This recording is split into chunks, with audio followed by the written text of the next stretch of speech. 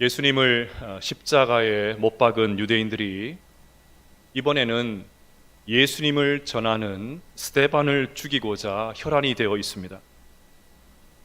그들은 성령님께서 주시는 지혜로 말하는 스데반을 도저히 이길 수 없게 되자 거짓 증인을 매수하는 불법까지 저지르면서 스데반을 산에 들인 법정까지 끌고 갔습니다. 예수님에게 신성모독죄를 뒤집어 씌워서 끝내 십자가 처형을 결의한 바로 그 법정으로 말입니다. 그러니 지금 스데반의 목숨은 파리 목숨이나 다름이 없습니다. 그런데 그 풍전등화와 같은 상황에서 놀랍게도 스데반은 천사의 얼굴을 하고 있었습니다.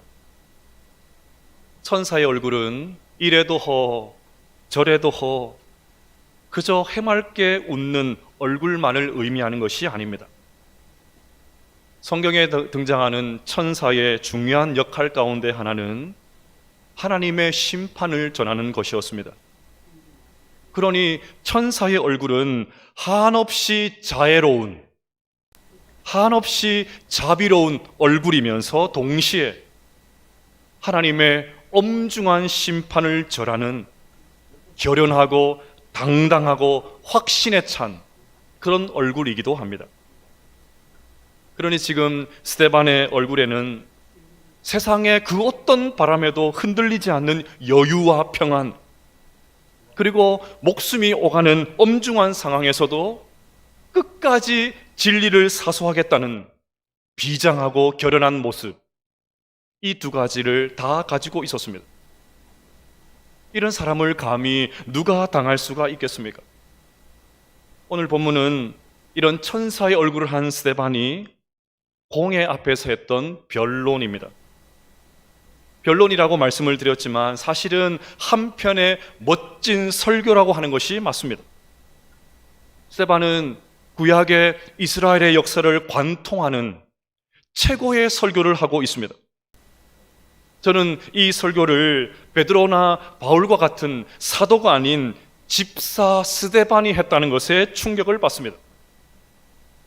물론 목사가 아닌 성도들도 얼마든지 설교할 수 있다, 그 말이 아닙니다. 이것은 전혀 다른 문제입니다. 다만 오늘날의 많은 성도들이 소위 평신도, 별로 좋은 말 아닙니다. 평신도라는 말 뒤에 숨으려고 하는지 모릅니다. 뭔가 헌신을 요구하고 다른 사람을 도전하고 성경을 들이밀 때 나는 목사가 아니니까 그렇게 이야기합니다. 나는 평신도이기 때문에 그런 것은 무리라는 것입니다. 나에게 그런 것까지 요구하지 말라고 합니다. 물론 여러분은 목사가 아닙니다. 그러나 여러분은, 그리고 우리 모두는 그리스도인입니다. 그리스도인은 말 그대로 예수의 사람이고 성경의 사람이고 하나님의 백성이지 않습니까? 그러니 그리스도인인 우리는 성경을 알아야 됩니다. 정말 제대로 성경을 알아야 됩니다.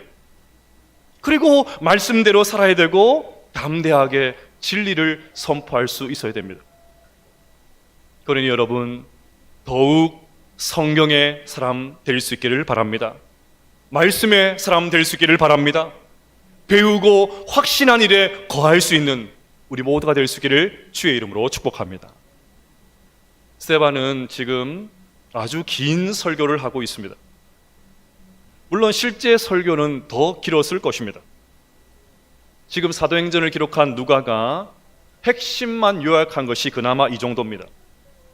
사실 오늘 설교 본문은 7장 전체로 해서 다 읽어야 되는데 제가 읽어보니까 5분 이상 걸리더라고요. 그래서 설교 중에 핵심만 살펴보는 것으로 하고 오늘 집에 돌아가서 꼭 7장 전체를 다 읽어보시면 좋겠습니다. 우리가 아는 대로 스데반은 이 설교를 하고 순교를 당했습니다. 59절과 60절을 보시면 그들이 돌로 스데반을 치니 스데반이 부르짖어 이르되 주 예수여 내 영혼을 받으시옵소서 하고 무릎을 꿇고 크게 불러 이르되 주여 이 죄를 그들에게 돌리지 마옵소서, 이 말을 하고 자니라. 교회 역사에서 최초의 순교가 일어나는 장면입니다. 어떤 분들은 스데반이 설교를 너무 길게 했기 때문에 이렇게 순교를 당했다 우스갯소리를 하십니다. 그래서 저도 오늘 돌에 안 맞으려면 설교를 좀 짧게 해야 되는데 오늘따라 평소보다 설교가 원고를 바로 봤을 때 조금 더 깁니다. 그래도 이해하시고 들으시면 좋겠습니다.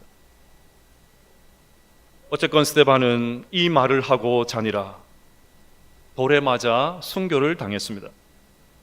그런데 여기서 스데반이 순교를 당했다 이 말에 흥분할 필요가 없습니다. 순교는 아무나 할 수 없는 정말 대단한 것이지만 순교 자체를 신성시할 필요는 없습니다. 내가 반드시 죽으리라, 나는 기필코 죽고야 말 거야, 나는 반드시 순교하리라, 앞뒤도 보지 않고 무모하게 뛰어드는 것은 순교가 아니고 영웅주의입니다. 오늘 말씀이 우리에게 주는 도전은 너희들도 스데반처럼 순교를 해라 그런 것이 아닙니다. 장렬하게 생명을 던져라 그런 말도 아닙니다. 오히려 그 반대입니다. 최선을 다해서 사명 감당하면서 순교자로 살아라. 순교자의 심장으로 일상을 그렇게 살아라. 그것이 오늘 본문의 뜻입니다. 여러분, 순교자들이 정말 비참한 모습으로 세상을 떠나고 싶었을까요? 순교자들이 정말 돌에 맞아 죽고 매 맞아 죽고 불에 타 죽고 짐승의 무릎에 밥이 되어서 쭉 죽는 그렇게 끔찍하게 죽고 싶었을까요? 그들도 우리와 똑같은 사람입니다. 피할 수 없어서 순교의 제물이 된 것입니다. 벼랑 끝까지 갔기 때문에 더 이상 물러설 곳이 없기 때문에 어쩔 수 없이 순교의 제물이 된 것입니다. 만약에 천국에 있는 스데반이 우리에게 말을 건넨다면 틀림없이 이렇게 말할 것입니다. 죽지 말고 살아. 함부로 죽을 생각하지 말고 죽지 말고 살아. 끝까지 살아. 어떻게든지 살아남아서 끝까지 사명 감당해야 돼. 너만큼은 살아서 이 어두운 세상을 복음으로 밝혀야 돼. 평신도라는 말에 비겁하게 숨지 말고 너의 자리에서, 너의 일상에서 순교자의 심정으로 어떻게든 살아. 스데반이 틀림없이 이렇게 말할 것입니다. 자, 그래서 오늘은 이 땅에서 순교자로 사는 것이 무엇인지를 살펴보면서 은혜를 나누도록 하겠습니다. 첫째로, 어디나 계시는 하나님을 인식하며 사는 것이 순교입니다. 스데반은 이스라엘의 역사를 아브라함, 요셉, 모세, 그리고 다윗과 솔로몬 이렇게 네 시대로 나누어서 설명을 합니다. 지금 스데반의 설교를 듣고 있는 사람들은 유대인들이죠. 그러면 이 사람들은 이 5명의 사람들을 너무나도 잘 알고 있습니다. 잘 알고 있는 내용으로 설교하는 것, 설교자에게는 얼마나 큰 부담인지 모릅니다. 다 알고 있다, 이미 들어봤다, 그런 태도로 앉아 있습니다. 이게 익숙함의 함정입니다. 다 알고 있다고 하니까 귀가 열리지는 않습니다. 다 알고 있다 하니까 삶에 전혀 변화가 없습니다. 얼마나 구태의연한지 모릅니다. 익숙함에 머물러 있으니까 저 새로운 것이 보이지가 않습니다. 새로운 것이 들리지가 않습니다. 뭔가 새로운 것이 나타나고 뭔가 새로운 것이 들리면 어떻게든지 배제하려고, 어떻게든지 배척하려고. 그러니까 점점 진부해지고 신앙마저도 점점 화석화되는 것입니다. 지금 스데반이 바로 그 점을 노리고 있습니다. 당시 유대인들이 다 알고 있다고 생각하는 그 내용에 감히 생각해보지 못한, 익숙함에 빠져있는 유대인들에게는 도저히 나올 수 없는 성경 해석을 스데반이 시도하고 있습니다. 사실 이런 해석은 예수님께서 많이 하셨죠. 뭐뭐 하였다는 것을 너희가 들었으나, 너희들 전통적으로 이런 말씀 많이 들었지? 이런 말 많이 들었을 거야. 하지만 나는 너희에게 이르노니, 뭐뭐 하였다는 것을 너희가 들었으나 나는 너희에게 이르노니. 예수님은 사람들이 늘 들어서 알고 있다는 내용을 구태의연하게 해석하지 않으시고 시대 상황에 맞게 재해석하셨습니다. 다른 말씀을 하셨다는 말이 아니라 익숙함에 빠져서 제대로 보지 못한, 다 알고 있다고 생각해서 전혀 변화가 없는 그들에게 말씀의 참뜻, 그것을 보여주셨습니다. 자, 그러면 스데반의 해석을 따라가 한번 보겠습니다. 먼저 아브라함입니다. 유대인들은 선민의식이 지금도 굉장히 강합니다. 그러니 그 옛날 유대인들의 선민의식이 얼마나 강했겠습니까? 그 뿌리가 아브라함입니다. 그런데 스데반이 아브라함에 대해서 2절에서 이렇게 말합니다. 스데반이 이르되 여러분 부형들이여 들으소서, 우리 조상 아브라함이 하란에 있기 전 메소포타미아에 있을 때에 영광의 하나님이 그에게 보여. 유대인들이 그렇게 추앙하고 있는 아브라함, 그 아브라함을 하나님께서 어디서 만나주셨다고 합니까? 메소포타미아. 메소포타미아는 유대인들이 그렇게 경멸하는 이방 땅이었습니다.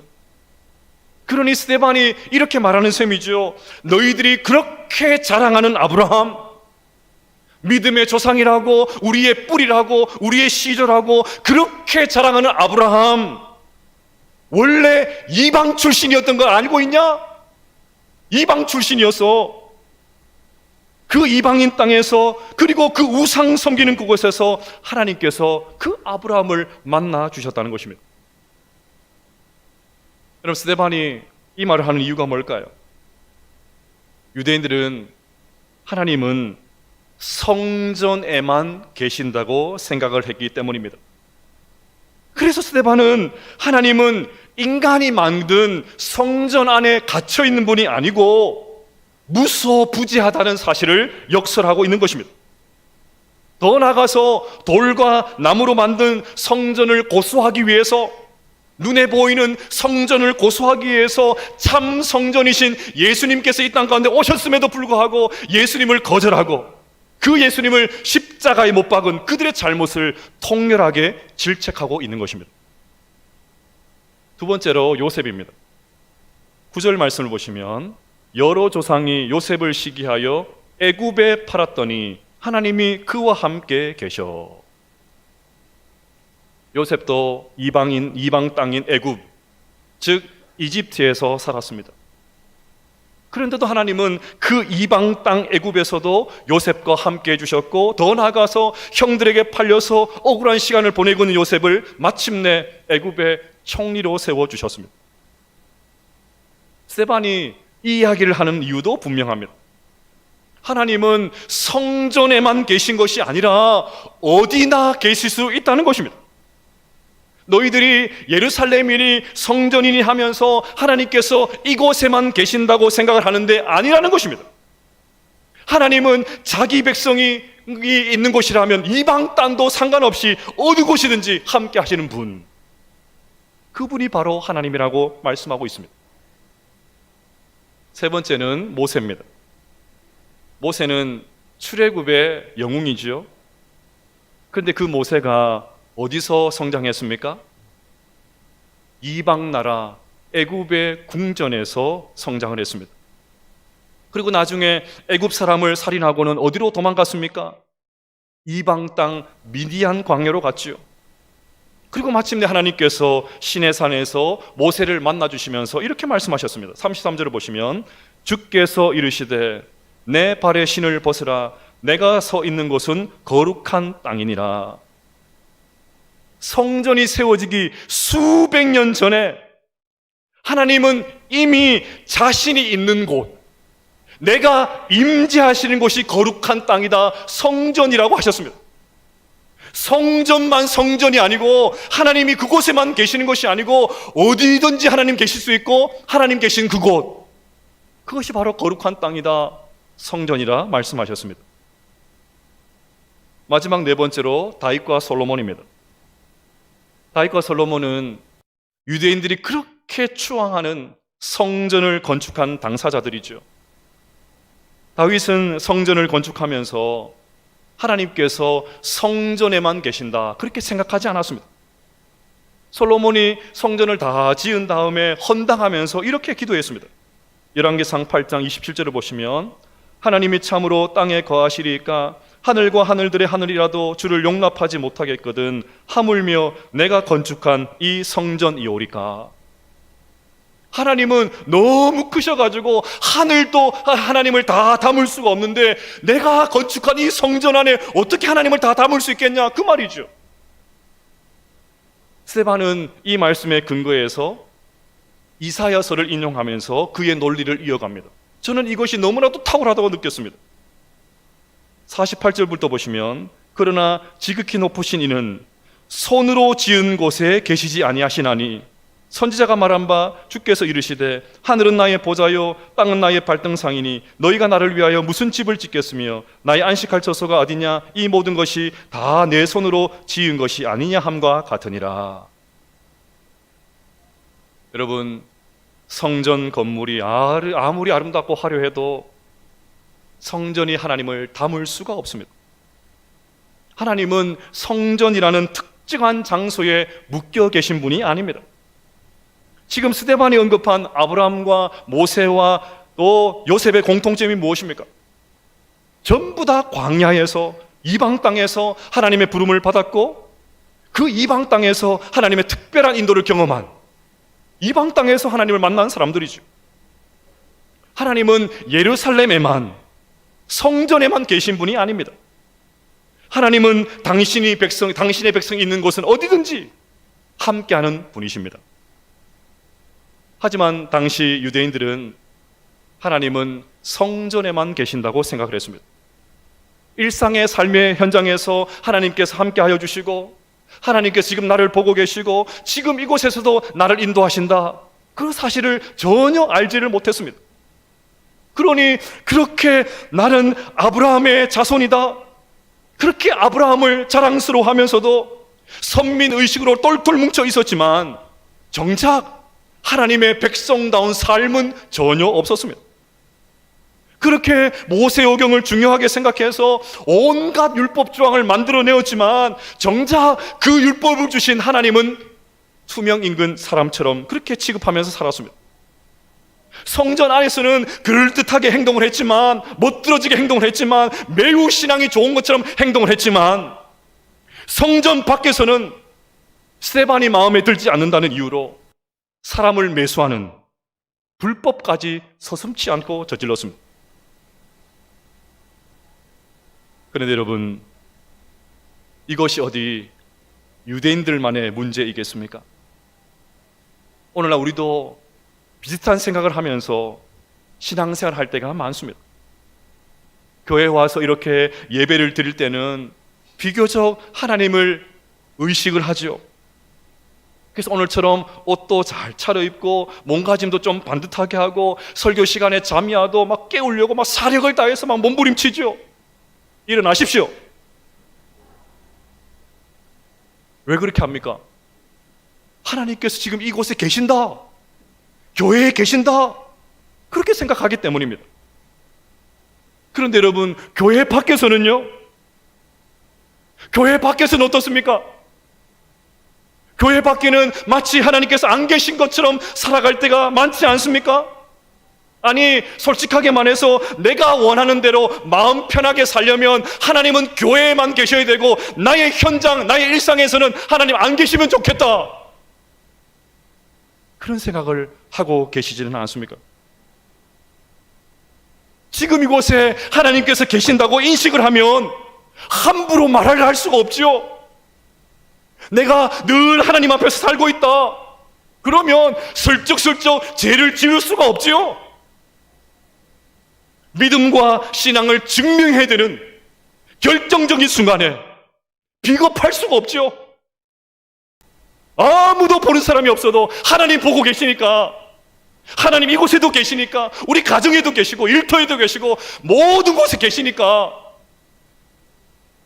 그것을 우리가 정말 인식할 수만 있다면 우리의 삶의 많은 부분이 달라지지 않겠습니까? 여러분 기억하십시오. 하나님은 아브라함이 이방 땅 메소포타미아에 있을 때도 그와 함께 하셨고, 요셉이 종으로 팔려간 애굽 땅에서도 함께 하셨고, 모세가 미디안 광야에 있을 때도 그와 함께 해주셨고, 40년 광야 생활 내내 그 거친 광야에서도 하나님께서 이스라엘 백성들과 함께 해주셨습니다. 하나님은 모든 시간에 계셨고, 모든 장소에 계셨고, 모든 사람 가운데 거하셨습니다. 그러니 여러분, 지금 이 시대가 요구하는 순교적인 신앙은 단순히 생명을 바치는 것이 아닙니다. 여러분, 생명 바치는 것은 매우 중요해요. 아무나 생명 바칠 수 없습니다. 그러나 오늘 이 시대의 순교적 신앙은 뭐냐면, 어디나 계시는 하나님을 인식하면서 하나님 앞에서 살아가는 것, 그것이 순교인 줄로 믿습니다. 그 하나님 앞에서 언제 어디서나 그리스도인으로 살아가는 것, 그것이 순교인 줄로 믿습니다. 교회에서만 그리스도인으로 사는 것이 아니고, 뭔가 종교적인 활동을 할 때만 그리스도인으로 살아가는 것이 아니고, 언제 어디서나 하나님은 교회에만 계신 분이 아니고 온 세상 가운데 계시니 언제 어디서나 그리스도인으로 살아가는 것, 그래서 나의 신앙을 드러내고 나는 당당히 하나님을 섬기는 사람입니다, 당당하게 하나님 백성다운 삶을 살아가는 것을 드러내는 것, 그것이 순교인 줄로 믿습니다. 우리 모두가 이런 순교자의 삶을 살아갈 수 있게 되시기를 주의 이름으로 축복합니다. 둘째로, 예수님이 생각나는 삶, 예수님이 생각나는 삶을 사는 것이 순교입니다. 앞서 스데반은 사람들이 돌과 나무로 지은 성전과 하나님을 동일시하면서 성전을 우상 숭배하는 그들의 잘못을 지적을 했습니다. 그러면 이 말을 들은 사내들인 공회는 어떻게 반응했을까요? 54절을 보시면, 그들이 이 말을 듣고 마음에 찔려 그를 향하여 이를 갈거늘. 스데반의 설교를 들은 사람들은 제일 먼저 찔림을 받았습니다. 찔림을 받았다고 하니까 베드로의 설교를 듣고 찔림을 받아서 회개한 그런 사람들이 생각이 나지요.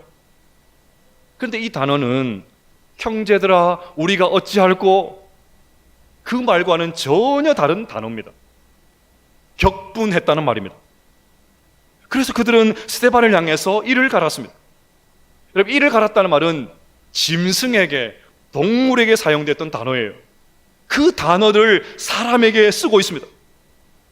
야수같이 으르렁거리고 있었다는 말입니다. 와! 우수 막 그냥 막 달려가려고 예. 이것만이 아닙니다. 57절을 보십시오. 그들이 큰 소리를 지르며 귀를 막고 일제히 그에게 달려들어, 더 이상 스데반의 말을 듣고 싶지 않아서 막 귀를 틀어막고는 스데반에게 달려갑니다. 저는 이 본문을 보면서 정말 어처구니가 없었습니다.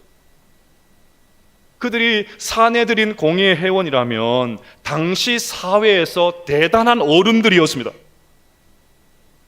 꽤나 배운 사람들이었어요. 존경받는 아주 지체 높은 사람들이었습니다. 그러면 이 긴 스데반의 이야기를 다 들었으면 차분히 논박해야 되지 않겠습니까? 그들도 나름대로 주장하는 바가 있을 것이니까 논리적으로 차분하게 그렇게 말하고 말로 대응해야 되지 않겠습니까? 그런데 묻지도 따지지도 않고 그냥 듣기 싫다고 그냥 달려듭니다. 얼마나 유치한지요? 그 지체 높은 양반들이 감히 일반 평민들이 범접할 수 없었던 엄청난 사회적 지위를 가지고 있었던 사람들이 말로 응대하는 것이 아니고 막 듣기 싫다고 그냥 달려들, 얼마나 유치합니까? 너무나도 유아기적인 그런 행동을 취하고 있습니다. 상황이 이쯤 되면 반드시 폭력으로 이어집니다. 손이 먼저 나갑니다. 58절과 59절을 보십시오. 성 밖으로 내치고 돌로 칠세, 증인들이 옷을 벗어 사울이라는 청년의 발 앞에 두니라. 그들이 돌로 스데반을 치니 급기야 스데반에게 돌을 던집니다. 스데반이 돌에 맞아 죽었다 하니까 얼마나 많은 돌을 맞았겠습니까? 자, 그런데 여기서 중요한 것이 있습니다. 이때 스데반의 모습입니다. 59절, 60절 말씀을 같이 한번 읽어보십시다. 시작. 스데반이 부르짖어 이르되 주 예수여 내 영혼을 받으시옵소서 하고 무릎을 꿇고 크게 불러 이르되 주여 이 죄를 그들에게 돌리지 마옵소서. 이 말을 하고 자니라. 아멘. 여러분, 스데반의 마지막 모습은 그가 그렇게 열렬하게 전했던, 그가 생명 걸고 전했던 예수님의 마지막 모습과 너무나도 많이 닮아 있습니다. 예수님께서 십자가에서 숨을 거두시기 전에 아버지 내 영혼을 아버지 손에 부탁하나이다 그렇게 하셨던 것처럼 스데반도 주 예수여 내 영혼을 받으시옵소서 그렇게 주님께 자기의 영혼을 의탁합니다. 예수님께서 돌아가시면서 아버지 저들을 사하여 주옵소서 자기들이 하는 것을 알지 못함이니이다 그렇게 기도하셨던 것처럼 스데반도 자기에게 돌을 던지는 사람을 향해서 주여 그들의 죄를 이 죄를 그들에게서 돌리지 마옵소서 그렇게 기도하고 있습니다. 2주 전 설교 때에 지금까지 이런 사람은 없었다고 하면서 스데반은 성령과 지혜가 충만하고 믿음과 성령이 충만하고 은혜와 권능이 충만하고 교회 안팎의 모습이 동일한 그런 사람이었다고 말씀을 드렸습니다. 그런데 스데반은 그 정도가 아닙니다. 그는 예수님이 생각나는 사람이었습니다. 예수님을 닮아도 너무 많이 닮은 사람, 예수님을 가장 많이 닮은 사람이 스데반이었습니다. 그는 실로 작은 예수였습니다. 2주 전 구역 나눔지 1번 질문을 기억하십니까? 성령과 지혜가 충만하고 믿음과 성령이 충만하고 은혜와 권능이 충만하고 교회 안팎의 모습이 충만한 이 스데반을 보면서 나에게 가장 내가 본받고 싶은 것이 뭡니까? 이런 질문을 드렸습니다. 구역장 모임을 하면서 구역장에게 질문을 드렸더니 한 구역장이 교회 안팎의 모습이 동일한 사람이 되고 싶자 그렇게 말씀하십니다. 왜 그렇게 생각하십니까? 라고 물었더니 그렇게 하면 그런 사람이 되면 전도가 더 잘 될 것 같습니다. 그렇게 말씀하셨어요. 전도가 더 잘 될 것 같아서. 여러분 어떻게 하면 전도가 더 잘 될 수 있을까요? 오늘 설교의 언어로 이야기를 하면 예수님이 생각나는 삶, 예수님이 떠올려지는 삶, 예수님의 향기가 드러나는 삶. 저 사람 봤더니 예수님이네. 저 사람의 말을 보니까 예수님의 말씀이 생각이 나네. 저 사람의 표정을 보니까 예수님이네. 저 사람의 모습을 보니까 영락없는 예수님이었네. 예수님이 여기 계셨네. 여기 계셨네. 우리의 삶이 예수님이 생각나는 삶, 그런 삶이 될 수만 있다면 전도가 되지 않겠습니까? 왜요? 우리의 사는 모습을 보면, 우리의 사는 모습을 통해서 우리 속에 계신 그분을 증거할 수 있기 때문입니다. 우리의 태도를 보면 우리가 무엇을 믿는지, 우리가 믿는 분을 드러낼 수 있기 때문입니다. 우리의 삶이 하나님을 보여줄 수 있기 때문입니다. 58절을 보십시오.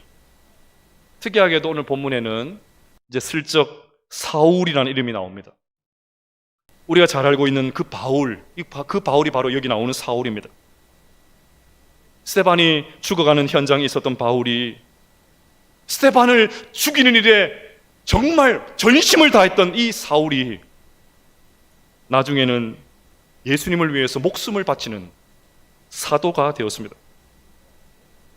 어떻게 이것이 가능했을까요? 예수님을 생각나는 마지막 스데반의 그 모습, 예수님을 떠올리는 그 마지막 스데반의 모습을 보면서 사울의 마음에 지울 수 없었던 깊은 영상을 새겼던 것입니다. 어떻게 저럴 수 있나? 어떻게 저럴 수 있나? 그러니 여러분, 스데반은 죽었지만, 스데반은 순교했지만 사울이 살아났습니다. 순교가 그냥 죽는 것으로 끝난다면 그것만큼 원통한 것이 없어요. 그런데 순교에는 반드시 열매가 있습니다. 그러니 스데반은 허망하게 세상을 떠난 것이 아닙니다. 스데반의 순교로 사울이 살아났습니다.